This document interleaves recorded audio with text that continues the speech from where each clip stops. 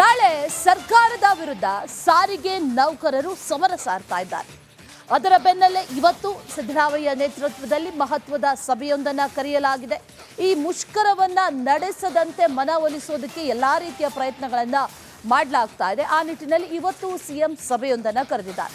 ವಿಧಾನಸೌಧದಲ್ಲಿ ಮಧ್ಯಾಹ್ನ 12:30ಕ್ಕೆ ಸರಿಯಾಗಿ ನೌಕರರ ಜೊತೆಗೆ ಸಭೆಯನ್ನು ಕರೆದಿದ್ದಾರೆ. ಈ ನೌಕರರ ಬೇಡಿಕೆ ಏನು, ಆ ಬೇಡಿಕೆಯನ್ನು ಈಡೇರಿಕೆ ಮಾಡುವುದರ ಬಗ್ಗೆ ಸಿದ್ದರಾಮಯ್ಯ ಅವರು ಚರ್ಚೆಯನ್ನ ಕೂಡ ನಡೆಸಲಿದ್ದಾರೆ. ಸಾರಿಗೆ ಸಚಿವ ರಾಮಲಿಂಗಾರೆಡ್ಡಿ, ಸಾರಿಗೆ ಮುಖಂಡರು ಇವರೆಲ್ಲರೂ ಕೂಡ ಈ ಸಭೆಯಲ್ಲಿ ಭಾಗಿಯಾಗ್ತಾರೆ.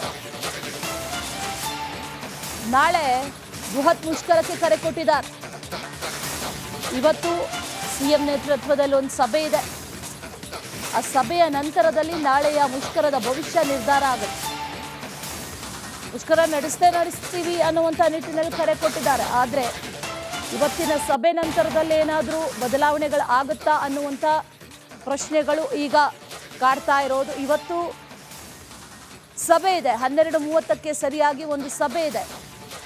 ಆ ಸಭೆಯಲ್ಲಿ ಒಂದಷ್ಟು ವಿಚಾರಗಳ ಬಗ್ಗೆ ಚರ್ಚೆಯನ್ನು ಮಾಡಲಾಗುತ್ತೆ. ನಾಳೆ ಬಸ್ ಇರುತ್ತಾ ಇಲ್ವಾ, ಪ್ರಯಾಣಿಕರಿಗೆ ಯಾವ ರೀತಿ ತೊಂದರೆ ಆಗುತ್ತೆ, ಇದೆಲ್ಲದರ ಬಗ್ಗೆಯೂ ಕೂಡ ಚರ್ಚೆಯನ್ನು ಮಾಡ್ತಾರೆ. ಜೊತೆಯಲ್ಲಿ ನೌಕರರ ಬೇಡಿಕೆಗಳು ಈಡೇರಿಕೆ ಆಗುತ್ತಾ ಏನು ಅನ್ನುವಂಥ ಪ್ರಶ್ನೆ. ಇದೇ ವಿಚಾರಕ್ಕೆ ಸಂಬಂಧಪಟ್ಟಂತೆ ಡೀಟೇಲ್ಸ್ ಅನ್ನ ಕೊಡ್ತಾರೆ ನಮ್ಮ ಪ್ರತಿನಿಧಿ ಮುತ್ತಪ್ಪ. ನೇರ ಸಂಪರ್ಕದಲ್ಲಿ ಜಾಯಿನ್ ಆಗ್ತಾ ಇದ್ದಾರೆ. ಮುತ್ತಪ್ಪ, ನಾಳೆ ಸಾರಿಗೆ ನೌಕರರ ಮುಷ್ಕರ ಇದೆ. ಅದಕ್ಕೂ ಮುನ್ನ ಇವತ್ತಿನ ಸಭೆಯಲ್ಲೇ ಎಲ್ಲವೂ ಕೂಡ ಸಾರ್ಟ್ ಔಟ್ ಆಗುತ್ತಾ, ಅಥವಾ ನಾಳೆ ಮುಷ್ಕರ ಇರುತ್ತಾ ಇಲ್ವಾ ಅನ್ನುವಂಥ ಪ್ರಶ್ನೆ, ಡೀಟೇಲ್ಸ್ ಏನಿದೆ ಮುತ್ತಪ್ಪ? ಅಶ್ವಿನಿ, ಈಗ ಸಾರಿಗೆ ಸಂಘಟನೆಗಳು ತಮ್ಮ ಪಟ್ಟನ್ನ ಹಿಡಿದಿರುವಂಥದ್ದು ಏನೇ ತಮ್ಮ ಬೇಡಿಕೆಯನ್ನು ಈಡೇರಿಸುವವರೆಗೂ ಕೂಡ ನಾವು ಏನು ಮುಷ್ಕರಕ್ಕೆ ಕರೆ ಕೊಟ್ಟಿದ್ದೀವಿ, ಅದರಿಂದ ಹಿಂಬರುವಂತಹ ಅಥವಾ ಹಿಂದಕ್ಕೆ ಬರುವಂತಹ ಚಾನ್ಸೇ ಇಲ್ಲ ಅಂತ ಹೇಳ್ಬಿಟ್ಟು ಸಾರಿಗೆ ಸಂಘಟನೆಗಳಿಗೆ ಪಟ್ಟಿಡಿದವೆ. ಈಗಾಗಲೇ ಸರ್ಕಾರ ಕೂಡ ಈಗ ಸಾರಿಗೆ ಸಂಘಟನೆಗಳ ಜೊತೆಗೆ ಒಂದು ಸಭೆ ಮಾಡೋದಕ್ಕೆ ಇವತ್ತು ಸಭೆ ಕೂಡ ಕರೆದಿದ್ದಾರೆ. ಎರಡು ಸಂಘಟನೆಗಳ ಜೊತೆಗೆ ಸಭೆ ಮಾಡೋದಕ್ಕೆ ಮುಖ್ಯಮಂತ್ರಿಗೆ ಸ್ವತಃ ಈ ಒಂದು ಏನು ಸಂಧಾನ ಮಾಡುವಂತಹ ಒಂದು ಪ್ರಕ್ರಿಯೆಗೆ ಮುಂದಾಗಿರುವಂಥದ್ದು. ಇವತ್ತು 11:45 ಸುಮಾರಿಗೆ ಎರಡು ಸಮಿತಿಗಳು ಅಂದರೆ BMTC, KSRTC ಸೇರಿದಂತೆ ರಾಜ್ಯದಲ್ಲಿರುವಂತಹ ಎಲ್ಲ ಸರ್ಕಾರಿ ಏನು ಬಸ್ಗಳಿದ್ದಾವೆ ಆ ಬಸ್ನ ಚಾಲಕರ ಜೊತೆಗೆ ಸಭೆ ಮಾಡುವಂತಹ ಕೆಲಸ ಕೂಡ ಇವತ್ತು ಮುಖ್ಯಮಂತ್ರಿಗಳು ಮಾಡ್ತಾರೆ. ಈ ಒಂದು ಸಭೆ ಏನಾದರೂ ಯಶಸ್ವಿ ಆದರೆ ನಾಳೆ ಬಸ್ ಸಂಚಾರ ಯಥಾಸ್ಥಿತಿ ಇರುತ್ತೆ. ಆದರೆ ಒಂದೊಮ್ಮೆ ಈ ಸಭೆ ವಿಫಲವಾದರೆ BMTC ಆಗಿರ್ಬೋದು, KSRTC ಸೇರಿದಂತೆ ಎಲ್ಲ ಬಸ್ ಕೂಡ ಕಂಪ್ಲೀಟ್ ಆಗಿ ಸ್ಟಾಪ್ ಆಗುತ್ತೆ. ಯಾಕಂದರೆ ಈಗಾಗಲೇ ಬಸ್ಗಳ ಮುಂಭಾಗದಲ್ಲಿ ಈ ಚಾಲಕರ ಸಂಘಟನೆಗಳು ಕೂಡ ಒಂದು ಬೋರ್ಡನ್ನು ಕೂಡ ಹಾಕಿದ್ದಾರೆ. 5ನೇ ತಾರೀಕಿನಂದು ನಾವು ಕಂಪ್ಲೀಟ್ ಆಗಿ ಮುಷ್ಕರನ ಮಾಡ್ತೀವಿ, ಬಸ್ ಸಂಚಾರ ಇರೋದಿಲ್ಲ ಅಂತೇಳಿ ಪ್ರತಿಯೊಂದು ಬಸ್ನ ಮೇಲೆ ಈ ರೀತಿಯಾದಂತಹ ಒಂದು ಏನು ಸ್ಟಿಕ್ಕರ್ಗಳನ್ನು ಅಂಟಿಸುವ ಮೂಲಕ ಸಾರ್ವಜನಿಕರಿಗೆ ಈಗಲೇ ಅರಿವು ಮೂಡಿಸುವಂತಹ ಕೆಲಸವನ್ನು ಸಾರಿಗೆ ಸಂಘಟನೆಗಳು ಕೂಡ ಮಾಡ್ತಿದ್ದಾವೆ. ಆದರೆ ಇವತ್ತು ಮುಖ್ಯಮಂತ್ರಿಗಳು ಕರೆದಿರುವಂತಹ ಒಂದು ಸಭೆ ಏನಿದೆ ಅದು ಭಾರಿ ಮಹತ್ವದಾಗಿರುವಂಥದ್ದು. ಯಾಕಂದರೆ ಸಾರಿಗೆ ಸಂಘಟನೆಗಳು ಏನು ಬೇಡಿಕೆಗಳನ್ನು ಇಟ್ಟಿದ್ದಾವೆ, 38 ತಿಂಗಳ ಹಿಂಬಾಕಿಯನ್ನು ಕೊಡಬೇಕು, ಅದರ ಜೊತೆಗೆ ವೇತನ ಹೆಚ್ಚಳ ಮಾಡಬೇಕು ಅಂತ ಹೇಳಿ ಬೇಡಿಕೆ ಇಟ್ಟಿದ್ದಾವೆ. ಆ ಬೇಡಿಕೆಯನ್ನು ಸರ್ಕಾರ ಒಪ್ಪಿ ಇವತ್ತೇನಾದರೂ ಲಿಖಿತವಾದಂತಹ ಒಂದು ಭರವಸೆ ಕೊಟ್ಟರೆ ಮಾತ್ರ ಈ ಮುಷ್ಕರದಿಂದ ಹಿಂಸರಿಯುವಂತಹ ಒಂದು ಕೆಲಸವನ್ನು ಮಾಡ್ತವೆ. ಆದರೆ ಒಂದೊಮ್ಮೆ ಏನಾದರೂ ಕೇವಲ ಬಾಯಿ ಮಾತಿಗೆ ಸರ್ಕಾರ ನಾವು ಮಾಡ್ತೀವಿ, ಈಗ ಮುಷ್ಕರವನ್ನು ಹಿಂಪಡೆಯಿರಿ ಅಂತ ಹೇಳಿದ್ರೆ ಇಲ್ಲಿ ಬರುವಂತಹ ಜನ ನಿತ್ಯವೂ ಕೂಡ 5 ಲಕ್ಷ ಜನ ಈ ಒಂದು BMTC ಬಸ್ಸಲ್ಲಿ ಜನ ಓಡಾಡ್ತಾರೆ. KSRTCಯ 8,000 ಬಸ್ಗಳು ನಿತ್ಯವೂ ಕೂಡ ಓಡಾಡ್ತವೆ. ಅವು ಎಲ್ಲವೂ ಕೂಡ ಕಂಪ್ಲೀಟ್ ಆಗಿ ಸ್ಟಾಪ್ ಆಗಿ ಜನಜೀವನ ಅಸ್ತವ್ಯಸ್ತ ಆಗುವಂಥದ್ದು ಫಿಕ್ಸ್ ಆಗಿರುವಂಥದ್ದು. ಈಗಾಗಲೇ ಜನರಲ್ಲಿ ಒಂದು ಆತಂಕ ಕೂಡ ಈಗ ಶುರು ಮಾಡ್ಕೊಂಡಿದೆ. ಯಾಕಂದರೆ ನಾಳೆ ಬಸ್ ಸಂಚಾರ ಇಲ್ಲಾಂದರೆ ಮಕ್ಕಳು ಶಾಲೆ ಹೋಗೋದಕ್ಕಾಗೋದಿಲ್ಲ, ನೌಕರರು ಕಚೇರಿಗಳಿಗೆ ಹೋಗೋದಕ್ಕಾಗೋದಿಲ್ಲ, IT-BT ಮಂದಿ ಅಂತರೂ ಮನೆಯಿಂದ ಹೊರ ಬರೋದಕ್ಕೆ ಆಗೋದಿಲ್ಲ. ಹೀಗಾಗಿ ಈಗ ಇವತ್ತಿನ ಏನು ಮುಖ್ಯಮಂತ್ರಿಗಳ ಸಭೆ ಇದೆ ಆ ಸಭೆ ಸಾಕಷ್ಟು ಮಹತ್ವದಾಗಿದೆ.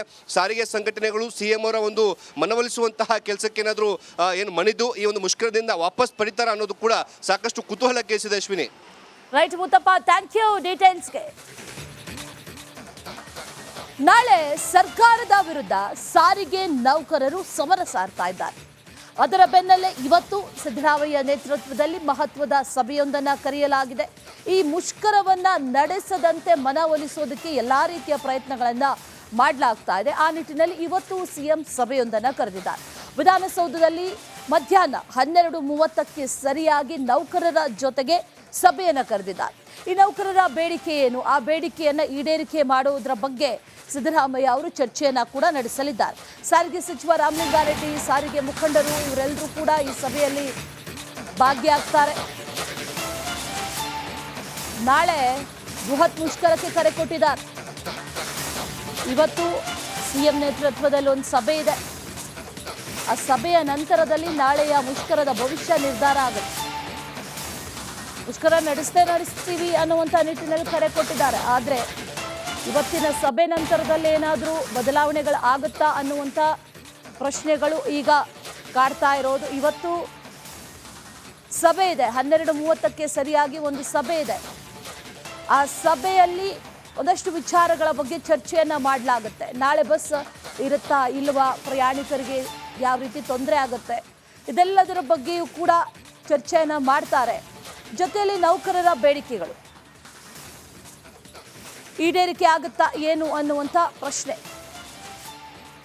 ಇದೇ ವಿಚಾರಕ್ಕೆ ಸಂಬಂಧಪಟ್ಟಂತೆ ಡೀಟೇಲ್ಸ್ ಅನ್ನ ಕೊಡ್ತಾರೆ ನಮ್ಮ ಪ್ರತಿನಿಧಿ ಮುತ್ತಪ್ಪ, ನೇರ ಸಂಪರ್ಕದಲ್ಲಿ ಜಾಯಿನ್ ಆಗ್ತಾ ಇದ್ದಾರೆ. ಮುತ್ತಪ್ಪ, ನಾಳೆ ಸಾರಿಗೆ ನೌಕರರ ಮುಷ್ಕರ ಇದೆ, ಅದಕ್ಕೂ ಮುನ್ನ ಇವತ್ತಿನ ಸಭೆಯಲ್ಲೇ ಎಲ್ಲವೂ ಕೂಡ ಸಾರ್ಟ್ ಔಟ್ ಆಗುತ್ತಾ ಅಥವಾ ನಾಳೆ ಮುಷ್ಕರ ಇರುತ್ತಾ ಇಲ್ವಾ ಅನ್ನುವಂಥ ಪ್ರಶ್ನೆ, ಡೀಟೇಲ್ಸ್ ಏನಿದೆ ಮುತ್ತಪ್ಪ?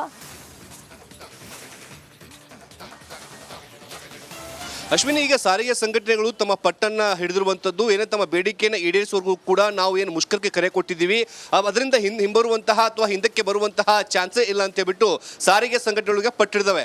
ಈಗಾಗಲೇ ಸರ್ಕಾರ ಕೂಡ ಈಗ ಸಾರಿಗೆ ಸಂಘಟನೆಗಳ ಜೊತೆಗೆ ಒಂದು ಸಭೆ ಮಾಡೋದಕ್ಕೆ ಇವತ್ತು ಸಭೆ ಕೂಡ ಕರೆದಿದ್ದಾರೆ. ಎರಡು ಸಂಘಟನೆಗಳ ಜೊತೆಗೆ ಸಭೆ ಮಾಡೋದಕ್ಕೆ ಮುಖ್ಯಮಂತ್ರಿಗೆ ಸ್ವತಃ ಈ ಒಂದು ಏನು ಸಂಧಾನ ಮಾಡುವಂತಹ ಒಂದು ಪ್ರಕ್ರಿಯೆಗೆ ಮುಂದಾಗಿರುವಂಥದ್ದು. ಇವತ್ತು 11:45 ಸುಮಾರಿಗೆ ಎರಡು ಸಮಿತಿಗಳು ಅಂದರೆ BMTC, KSRTC ಸೇರಿದಂತೆ ರಾಜ್ಯದಲ್ಲಿರುವಂತಹ ಎಲ್ಲ ಸರ್ಕಾರಿ ಏನು ಬಸ್ಗಳಿದ್ದಾವೆ ಆ ಬಸ್ನ ಚಾಲಕರ ಜೊತೆಗೆ ಸಭೆ ಮಾಡುವಂತಹ ಕೆಲಸ ಕೂಡ ಇವತ್ತು ಮುಖ್ಯಮಂತ್ರಿಗಳು ಮಾಡ್ತಾರೆ. ಈ ಒಂದು ಸಭೆ ಏನಾದರೂ ಯಶಸ್ವಿ ಆದರೆ ನಾಳೆ ಬಸ್ ಸಂಚಾರ ಯಥಾಸ್ಥಿತಿ ಇರುತ್ತೆ. ಆದರೆ ಒಂದೊಮ್ಮೆ ಈ ಸಭೆ ವಿಫಲವಾದರೆ BMTC ಆಗಿರ್ಬೋದು, KSRTC ಸೇರಿದಂತೆ ಎಲ್ಲ ಬಸ್ ಕೂಡ ಕಂಪ್ಲೀಟ್ ಆಗಿ ಸ್ಟಾಪ್ ಆಗುತ್ತೆ. ಯಾಕಂದರೆ ಈಗಾಗಲೇ ಬಸ್ಗಳ ಮುಂಭಾಗದಲ್ಲಿ ಈ ಚಾಲಕರ ಸಂಘಟನೆಗಳು ಕೂಡ ಒಂದು ಬೋರ್ಡನ್ನು ಕೂಡ ಹಾಕಿದ್ದಾರೆ. 5ನೇ ತಾರೀಕಿನಂದು ನಾವು ಕಂಪ್ಲೀಟ್ ಆಗಿ ಮುಷ್ಕರನ ಮಾಡ್ತೀವಿ, ಬಸ್ ಸಂಚಾರ ಇರೋದಿಲ್ಲ ಅಂತೇಳಿ ಪ್ರತಿಯೊಂದು ಬಸ್ನ ಮೇಲೆ ಈ ರೀತಿಯಾದಂತಹ ಒಂದು ಏನು ಸ್ಟಿಕ್ಕರ್ಗಳನ್ನು ಅಂಟಿಸುವ ಮೂಲಕ ಸಾರ್ವಜನಿಕರಿಗೆ ಈಗಲೇ ಅರಿವು ಮೂಡಿಸುವಂತಹ ಕೆಲಸವನ್ನು ಸಾರಿಗೆ ಸಂಘಟನೆಗಳು ಕೂಡ ಮಾಡ್ತಿದ್ದಾವೆ. ಆದರೆ ಇವತ್ತು ಮುಖ್ಯಮಂತ್ರಿಗಳು ಕರೆದಿರುವಂತಹ ಒಂದು ಸಭೆ ಏನಿದೆ ಅದು ಭಾರಿ ಮಹತ್ವದಾಗಿರುವಂಥದ್ದು.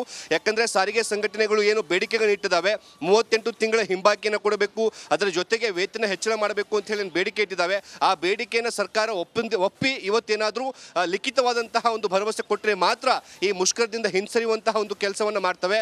ಆದರೆ ಒಂದೊಮ್ಮೆ ಏನಾದರೂ ಕೇವಲ ಬಾಯಿ ಮಾತಿಗೆ ಸರ್ಕಾರ ನಾವು ಮಾಡ್ತೀವಿ, ಈಗ ಮುಷ್ಕರವನ್ನು ಹಿಂಪಡೆಯಿರಿ ಅಂತ ಹೇಳಿದ್ರೆ ಇಲ್ಲಿ ಬರುವಂತಹ ಜನ ನಿತ್ಯವೂ ಕೂಡ 5 ಲಕ್ಷ ಜನ ಈ ಒಂದು BMTC ಬಸ್ಸಲ್ಲಿ ಜನ ಓಡಾಡ್ತಾರೆ. KSRTC 8,000 ಬಸ್ಗಳು ನಿತ್ಯವೂ ಕೂಡ ಓಡಾಡ್ತವೆ. ಅವು ಎಲ್ಲವೂ ಕೂಡ ಕಂಪ್ಲೀಟ್ ಆಗಿ ಸ್ಟಾಪ್ ಆಗಿ ಜನಜೀವನ ಅಸ್ತವ್ಯಸ್ತ ಆಗುವಂಥದ್ದು ಫಿಕ್ಸ್ ಆಗಿರುವಂಥದ್ದು. ಈಗಾಗಲೇ ಜನರಲ್ಲಿ ಒಂದು ಆತಂಕ ಕೂಡ ಈಗ ಶುರು ಮಾಡ್ಕೊಂಡಿದೆ. ಯಾಕಂದರೆ ನಾಳೆ ಬಸ್ ಸಂಚಾರ ಇಲ್ಲಾಂದರೆ ಮಕ್ಕಳು ಶಾಲೆ ಹೋಗೋದಕ್ಕಾಗೋದಿಲ್ಲ, ನೌಕರರು ಕಚೇರಿಗಳಿಗೆ ಹೋಗೋದಕ್ಕಾಗೋದಿಲ್ಲ, IT-BT ಮಂದಿ ಅಂತರೂ ಮನೆಯಿಂದ ಹೊರ ಬರೋದಕ್ಕೆ ಆಗೋದಿಲ್ಲ. ಹೀಗಾಗಿ ಈಗ ಇವತ್ತಿನ ಏನು ಮುಖ್ಯಮಂತ್ರಿಗಳ ಸಭೆ ಇದೆ ಆ ಸಭೆ ಸಾಕಷ್ಟು ಮಹತ್ವದಾಗಿದೆ. ಸಾರಿಗೆ ಸಂಘಟನೆಗಳು CM ಅವರ ಒಂದು ಮನವೊಲಿಸುವಂತಹ ಕೆಲಸಕ್ಕೇನಾದರೂ ಏನು ಮಣಿದು ಈ ಒಂದು ಮುಷ್ಕರದಿಂದ ವಾಪಸ್ ಪಡಿತಾರ ಅನ್ನೋದು ಕೂಡ ಸಾಕಷ್ಟು ಕುತೂಹಲ ಕೇಳಿಸಿದೆ. Ashwini. Right Muthappa, thank you ಡೀಟೇಲ್ಸ್ಗೆ.